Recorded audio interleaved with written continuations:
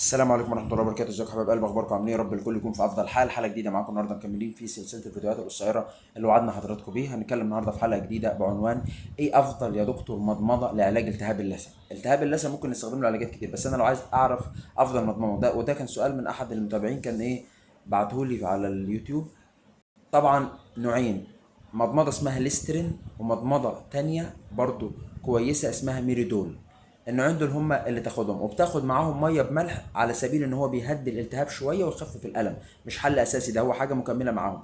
بتاخد ايه؟ عبارة عن معلقة شاي صغيرة، بتاخد منها نص معلقة ملح بمعلقة الشاي الصغيرة دي، وعليهم ربع كوباية 250 مللي مية، يعني هتبقى كوباية مية مش كبيرة مثلا، وتحط عليها وتشرب، تمضمض مع دي وتاخد الايه. طب في نوع تاني ممكن نستخدمه اسمه الالودنت، برضه نوع من المضمضه ده، بس بنستخدمه في علاج التهاب اللثه الحساسه. ده برضه نوعيه كويس. في بارادونتكس برضه، ده نوع كويس. بس احنا بنقول على دول اكتر حاجات حلوه جدا او كويسه، فيها مواد فعاله جدا بتحارب البكتيريا. يعتبر كانواع المضمضه.